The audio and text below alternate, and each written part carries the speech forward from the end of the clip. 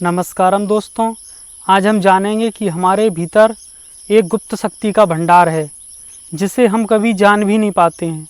मात्र 1% जो शक्ति है उसी से हम अपना जीवन यापन करके चले जाते हैं। 99% जो शक्ति का भंडार है वो जैसा का तैसा पड़ा रहता है, तो हम उसे क्यों नहीं जान पाते हैं। तो दोस्तों, सबके घर में कोई ना कोई मेहमान आता है, हमारे यहाँ भी आता है, और वो मेहमान बिना बुलाए आए हों, बहुत सारे आए हों, तो क्या करेंगे, तो वो हमारी जो लाइफ चल रही थी उसको अस्त व्यस्त करने लगते हैं। हम कहते हैं ना कि अरे वो तो बहुत दिमाग खाऊ है, वो तो पका देता है, वो तो दिमाग का दही कर देता है। तो दोस्तों, यदि उन मेहमानों को जो बिना बुलाए आते हैं, यदि उनसे बचना है तो क्या कर सकते हैं हम। यदि हम घर का दरवाज़ा ही नहीं खोलें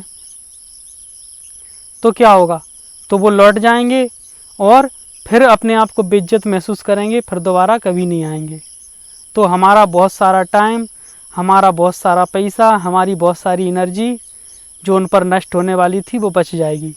वैसे ही दोस्तों, एक दिन में लगभग 65,000 विचार बिना बुलाए हमारे मन में आते हैं और वो हमारी बहुत बड़ी ऊर्जा के भाग को नष्ट करके चले जाते हैं।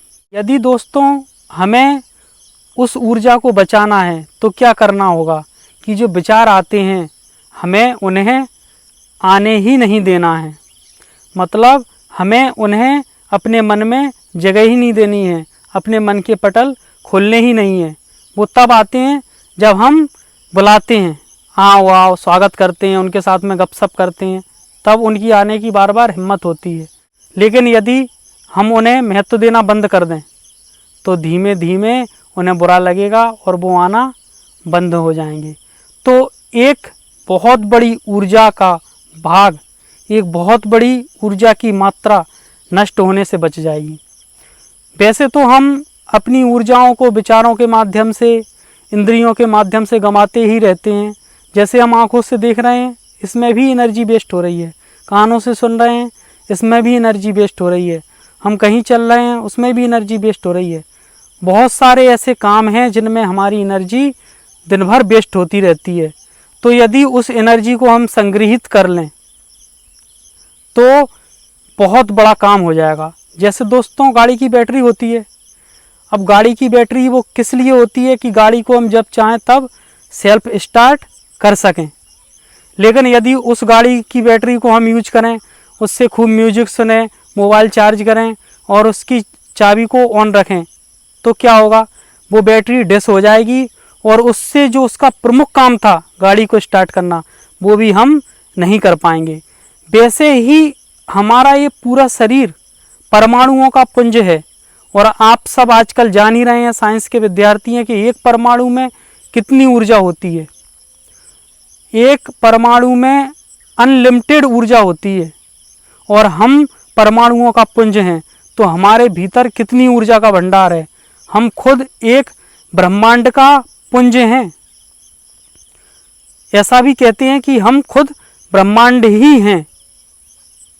तो हमारी वो एनर्जी जो हमें उस एनर्जी के भंडार को खोजने के लिए दी गई थी, वो हम अपनी निजी ज़रूरतों में, उल्टे सीधे विचारों में, उल्टे सीधे विकारों में, इनमें उस एनर्जी को ख़त्म कर देते हैं।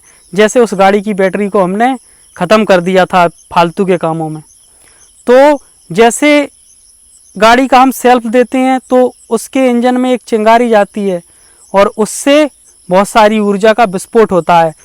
वैसे ही हम जब अपनी इस एनर्जी को संग्रहित करते हैं तो उस एनर्जी के द्वारा हम अपने भीतर और बहुत बड़ी जो एनर्जी के भंडार छिपे पड़े हैं उनको प्रकट कर सकते हैं। और इसीलिए ऋषि मुनि योगी एनर्जी को सेविंग करने की बात कहते हैं, क्योंकि उस छोटी सी एनर्जी को सेविंग करके हम अपने भीतर एक बड़ी ऊर्जा को पैदा कर सकते हैं। उसे हम परमात्मा भी कह सकते हैं, उस एनर्जी को हम आनंद भी कह सकते हैं। लेकिन उसको प्रकट करने के लिए हमें पहले इन इंद्रियों से, इन विचारों से, इन भावनाओं से जो ऊर्जा नष्ट हो रही है उसे बचाना होगा।